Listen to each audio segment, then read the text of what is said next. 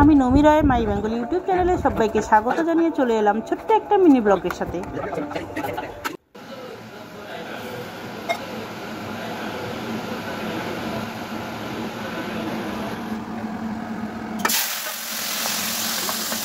ইলিশ মাছের লেজা মাথা সব ভেজে রেখে দেবো কালকে কচু শাকের জন্য। কচু শাক দিয়ে আমার ভীষণ ভালো লাগে। এখানে পেস্ট করে নিয়েছি আদা, কাঁচা লঙ্কা, জিরে। এখানে শস্য বাটা পেস্ট করে নিয়েছি, কালো শস্য আরও একটুখানি হলুদ শস্য করে রাখা শস্যটাকে ভালো করে ছেঁকে নিয়েছি। আমি মনে করি সবজি বা মাছের যে কোনোতে শস্যের খোসা এভাবে সবজিতে দেওয়া উচিত না, খাওয়াটাও ঠিক না। ভেজে রাখা মাছের তেলের মধ্যে দিয়ে দিলাম আদা বাটা, জিরে বাটা, কাঁচা লঙ্কা বাটা। এবার মশলাটাকে ভালো করে কষিয়ে নিয়ে দিয়ে দেবো শস্য। সামান্য নুন হলুদ দিয়ে ভালো করে কষিয়ে নেব।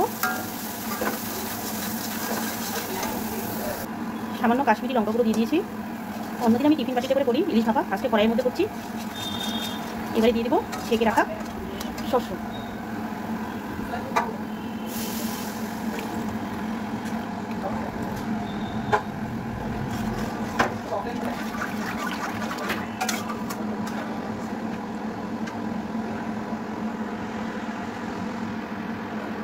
মাছের ঝোলটা ফুটছে, এবার নুন হলুদ মেখে রাখা মাছটাকে দিয়ে দেবো। এবার মাছটাকে আস্তে আস্তে ঝোলের মধ্যে দিয়ে দেবো। আস্তে আস্তে মাছ আবার ভেঙে যেতে পারে।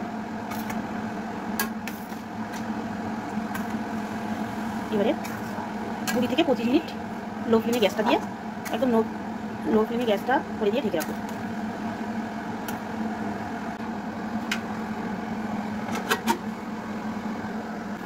পঁচিশ মিনিট হয়ে গেছে, দেখি এবার।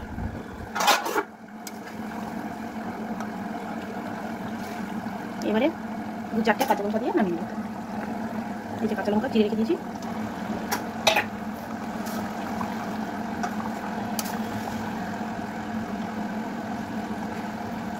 ইলিশ মাছের কাঁচা লঙ্কা দিলে খুব ভালো হবে খেতে।